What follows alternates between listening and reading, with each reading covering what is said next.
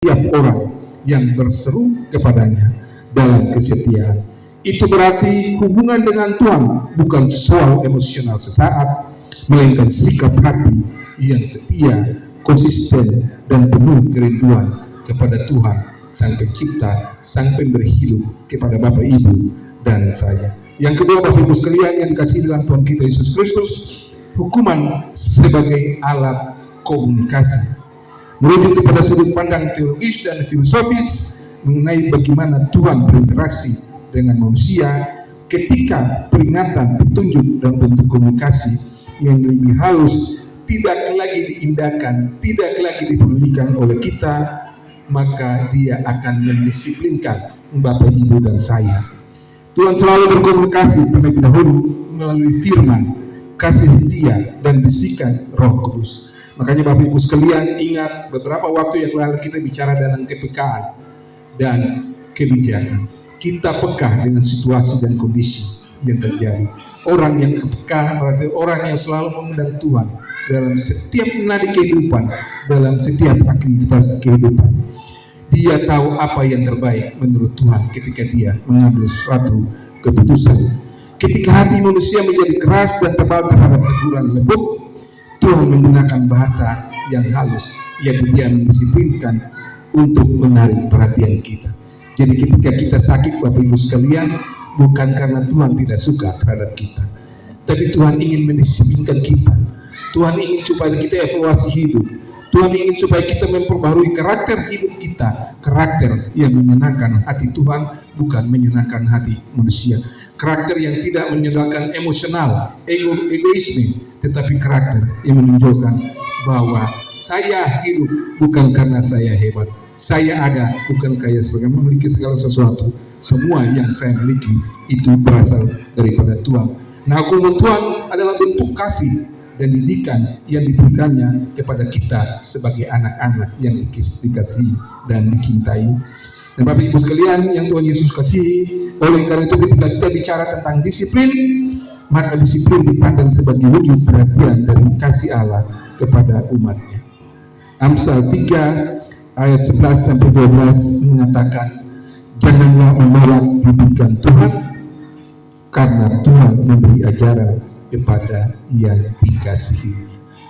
Jadi setiap permasalahan hidup, persoalan hidup, Tuhan mendisiplinkan kita jangan menolak, tetapi kita harus memahami apa maksud Tuhan dalam kehidupan. Dalam Ulangan 8 ayat 5, maka haruslah engkau insaf bahwa Tuhan Allahmu mengajari engkau seperti seorang mengajar anak. Jadi sama seperti seorang tua, ayah kepada anak, ibu kepada seorang anak. Ketika dia berbuat kesalahan, maka orang tua harus menegur anaknya, ayah menegur anaknya, ibu menegur anaknya, bahkan kakak kandung menegur adiknya jika memang adiknya berbuat kesalahan. Dan itu yang dilakukan Tuhan dalam kehidupan kita. Itu yang dilakukan Tuhan kepada Bapak, Ibu, dan saya. Jadi ketika ada masalah, teguran itu berarti disiplin. Sekali lagi, teguran itu disiplin. Teguran itu bukan murka Tuhan, bukan karena Tuhan tidak suka dengan kita.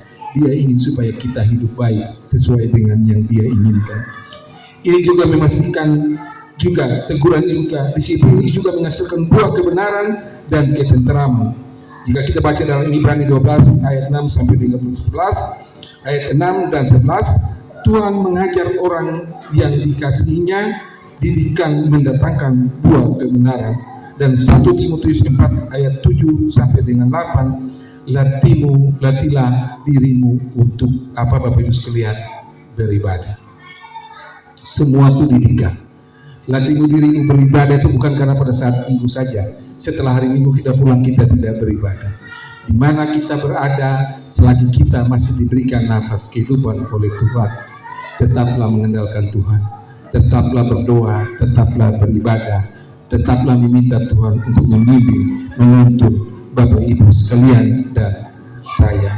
Ada seorang penulis namanya Albert Willard, seorang filsuf Amerika, juga dikenal dengan tulisan tentang pembentukan spiritual Kristen.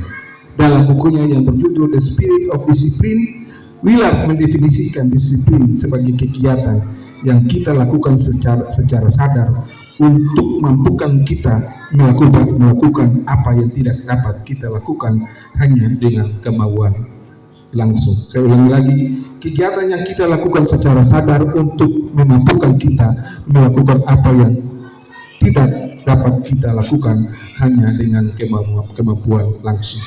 Kalau kemampuan kita saja tidak mungkin kita bisa melaksanakan segala sesuatu. Tapi sebagai orang percaya, semua yang kita miliki, talenta yang kita dapat, bukan karena kita hebat, tapi kita percaya bahwa semua atas penyertaan dan bimbingan Tuhan dalam kehidupan kita. Nah, Wheeler maksudkan dalam konteks kemampuan ini bicara tentang disiplin rohani seperti puasa, keheningan, doa adalah sarana menyerahkan pikiran, tubuh kepada Allah agar kuasa roh mentransformasi karakter kita dalam kehidupan kita dari hari lepas hari. Bapak Ibu sekalian, ketika ada permasalahan hidup, jangan lari kemana-mana, lari kepada Tuhan. Karena tadi puasa itu juga penting, doa juga penting untuk mempengaruhi hidup kita, menuntun hidup kita, menenangkan pikiran kita. Jangan lari kemana-mana, lari kepada Tuhan. Karena disitulah Bapak Ibu sekalian karakter kita dibentuk. Karakter kita dibentuk bukan karena kita bentuk oleh orang lain, dibentuk oleh sahabat, dibentuk oleh teman, dibentuk oleh keluarga Bapak Ibu sekalian, tapi karakter-karakter yang dibentuk oleh Tuhan kita, yaitu Tuhan kita Yesus Kristus. Ketika saya bicara tentang karakter, Bapak Ibu sekalian sudah pasti tahu tentang karakter, karena sudah beberapa kali saya menyampaikan tentang karakter. Nah, karakter adalah sebuah kekuatan yang tidak kelihatan, bertumbuh melalui proses dan uji serta menghasilkan buah-buah unggul dan berkualitas. Karakter itu tidak berubah secara instan. Dia butuh proses, dia butuh waktu dan sebagainya dalam kehidupan Bapak Ibu dan saya. Kita baca firman, renungkan firman, itu juga butuh karakter, butuh disiplin. Jadi ketika kita mau datang kepada Tuhan, kita atur waktu. Waktu tidak boleh berubah, itu harus dilaksanakan setiap saat. Itu juga termasuk dalam satu karakter kehidupan. Perkataan kita, perbuatan kita juga karakter. Nah, kalau buah-buah karakter yang baik Bapak Ibu sekalian, seringkali saya pun integritas menghasilkan kewibawaan, pikiran, perkataan, perbuatan kita itu menjadi berkat bagi sesama. Jangan pikiran, perkataan, dan perbuatan kita tidak disukai orang. Jangan ketika kita bekerja di suatu tempat, bertemu dengan orang, belum datang orang sudah tidak suka kita. Orang itu karakternya tidak baik. Integritas ketika kita mengomong sesuatu, datang ibadah, tidak ada orang datang tetap ibadah, itu integritas. Karena definisi dari ibadah itu atau esensi daripada ibadah itu ada beberapa hal. Yang pertama, kita datang berkumpul, mendengarkan firman Tuhan, merenungkan firman Tuhan, mendengar puji-pujian, dan menerapkan segala sesuatu yang kita dapat selama pelayanan, di mana kita berada dan menjadi berkat bagi sesama. Yang kedua, tanggung jawab menghasilkan kedewasaan. Orang memiliki tanggung jawab berarti orang memiliki kedewasaan. Kalau sudah datang beribadah, 4 waktu kita mulai datang tepat waktu beribadah. Jadi ketika jam 9 masih di bawah sudah naik ke atas, kecuali datang terlambat tidak masalah. Tapi kalau sudah di bawah harus datang. Tinggalkan segala sesuatu. Lagi-lagi saya mau bilang, seringkali kita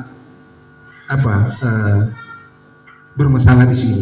Bermasalah itu bukan karena masalah besar, tidak. Masalah kecil yang terkadang kita cuek, kita tidak peduli. Ketika kita mulai jam 9 sudah harus jam 9 di sini. Kalau memang kita tidak ada masalah. Tetapi kalau kita sudah ada di bawah, segera ke atas, lalu kita mulai melaksanakan ibadah. Ini bicara tentang kepercayaan, dan kepercayaan juga menghasilkan kedewasaan. Juga bicara tentang kejujuran, menghasilkan kepercayaan. Ketulusan menghasilkan persahabatan. Iman menghasilkan kekuatan. Disitulah iman kita dituntut. Disitulah iman kita dipertanyakan. Apakah kita memiliki kekuatan iman atau tidak? Apakah kita percaya atau tidak? Apakah kita yakin atau tidak ketika Tuhan memberikan disiplin dalam kehidupan kita? Apakah itu dari manusia atau dari Tuhan? Apakah disiplin atas kemurahan Tuhan atau kemarahan Tuhan? Nah, saya percaya Bapak Ibu yang hadir pada saat ini ketika mendengarkan firman Tuhan sudah boleh menyadari bahwa segala sesuatu yang terjadi dalam kehidupan itu karena Tuhan ingin supaya kita lebih baik. Dia ingin supaya kita satu kesatuan. Dia tidak ingin terpisah dengan kita. Oleh karena tadi firman Tuhan mengingatkan kita, Dia ingin supaya Dia terikat dengan dan kita tidak terikat dengan dunia. Terakhir, ketekunan menghasilkan pengharapan. Nah, Bapak Ibu sekalian, Tuhan Yesus berkata demikianlah, setiap pohon yang baik menghasilkan buah yang baik, sedangkan pohon yang tidak baik menghasilkan buah yang tidak baik. Tidak mungkin pohon yang baik itu menghasilkan buah yang tidak baik, ataupun pohon yang tidak baik itu menghasilkan buah yang baik. Ini kita baca dalam Matius 7 ayat 17 sampai dengan 18. Saya seringkali mengatakan, Bapak Ibu sekalian, ketika kita berpikir positif kepada orang lain, ini ibarat pohon yang baik menghasilkan buah yang baik, pohon yang buruk menghasilkan buah yang buruk. Maka seringkali saya katakan kepada Bapak Ibu, ketika kita selalu berpikir positif kepada orang lain yang berprasangka buruk dengan kita, maka juga hasilnya akan positif. Tetapi kalau kita sudah berpikir buruk kepada orang yang selalu berpikir positif kepada kita, hasilnya juga akan negatif. Jadi semua kembali kepada Bapak Ibu sekalian. Itu ibarat pohon tadi dalam Matius 7 ayat 17 sampai dengan 18. Buahnya baik, hasilnya baik. Buahnya buruk, hasilnya juga buruk. Pikiran positif itu juga positif, pikiran negatif juga hasilnya negatif. Dan itu berpulang kepada pilihan Bapak Ibu sekalian yang hadir pada saat ini. Nah, Bapak Ibu sekalian yang dikasihi dalam Tuhan kita Yesus Kristus, catatan penting dari poin kedua ini ada beberapa hal. Secara teologis, teguran atau disiplin dari Tuhan seringkali disamakan dengan tindakan orang tua yang mendidik anaknya. Tujuan utama dalam memberikan pelajaran pemilihan, bukan pembalasan atas dasar rasa benci. Yang kedua, ketika seorang mengalami dampak negatif dari tindakan atau hukuman atau peristiwa tersebut, itu berfungsi sebagai alarm, sebagai pengingat bahwa ada sesuatu hal yang harusnya kita perbaiki. Ada sesuatu hal yang seharusnya kita koreksi. Ada sesuatu hal yang mengikat hubungan kita dengan Tuhan. Dan ada sesuatu hal yang menyebabkan doa kita tidak dijawab Tuhan. Dan itulah yang harus kita evaluasi. Itulah yang harus kita perbaiki diri kita, supaya hidup benar, hidup menjadi satu kesatuan dengan Tuhan. Alam ini sebagai pengingat untuk memperingatkan kita atas kebiasaan buruk kita, merefleksikan diri kita, dan berbenah untuk menuju kepada damai sejahtera yang Tuhan mau dalam kehidupan Bapak, Ibu, dan saya. Yang ketiga, hukuman seringkali menjadi titik balik. Komunikasi Tuhan melalui penderitaan atau konsekuensi dosa bertujuan untuk memanggil manusia agar kembali jalan yang benar dan memperbaiki hubungan yang rusak.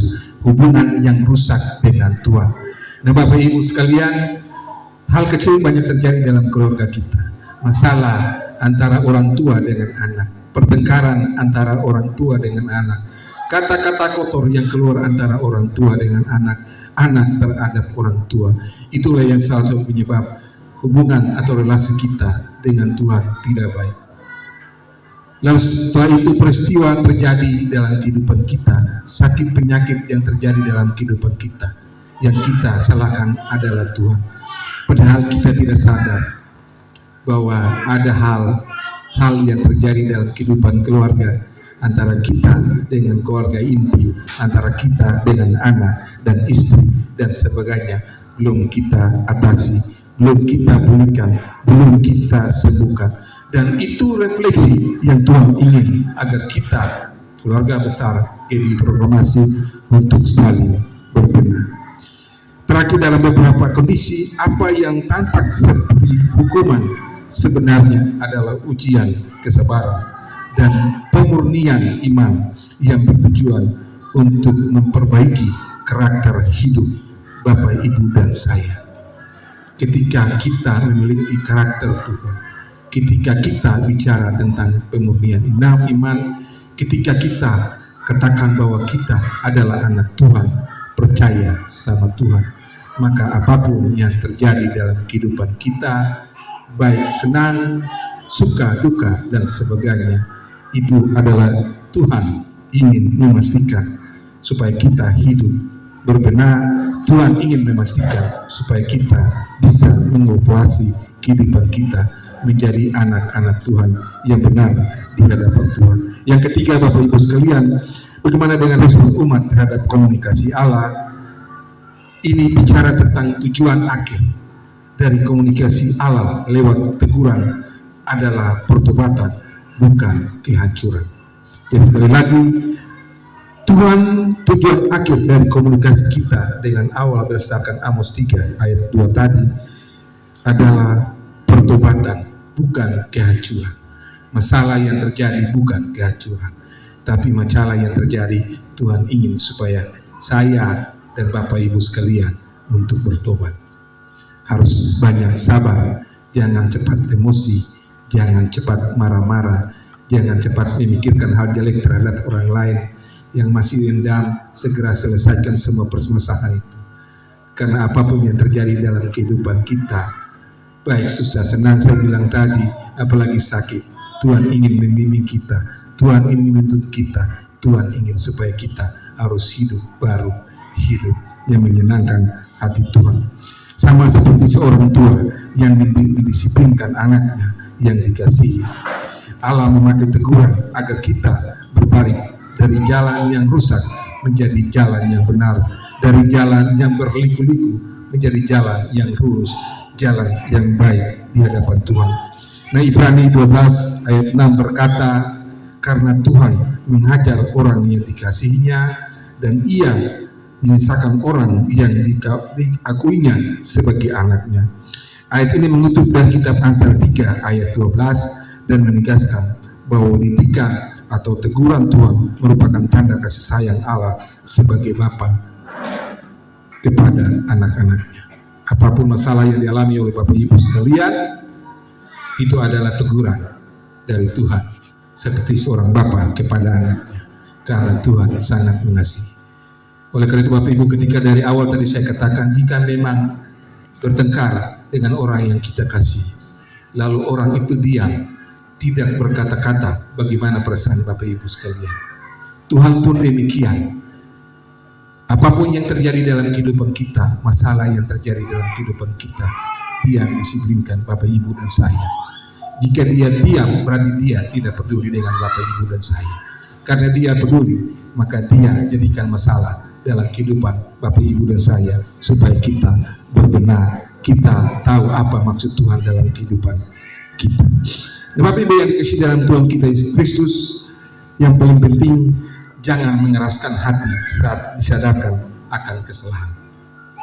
Dengarkan apa yang ingin Allah sampaikan di balik masa-masa sulit atau teguran yang sedang Bapak Ibu dan saya alami. Sekali lagi saya mau bilang kalimat ini sangat manis. Jangan mengeraskan hati saat Tuhan sadarkan kesalahan yang Bapak Ibu hadapi. Dengarkan apa yang ingin Allah sampaikan di balik masa-masa sulit atau teguran yang sedang kita alami. Masalah boleh ada, saya senang kalimat di proklamasi, tapi satu hal yang pasti, Yesus itu luar biasa dalam kehidupan Bapak Ibu dan saya. Saya tahu kita semua punya masalah, orang hidup semua punya masalah, tapi kalau kita minta Yesus menuntun hidup kita, itu luar biasa, dan Dia luar biasa dalam kehidupan Bapak Ibu dan saya. Sebagai kesimpulan dari firman Tuhan ini Bapak Ibu sekalian, ada 2 poin saja. Yang pertama, bahwa hukuman Tuhan bukanlah karena Tuhan ingin menolong kita, melainkan tanda Tuhan ingin memperuntukkan kita, karena Dia tahu kita adalah anak-anaknya.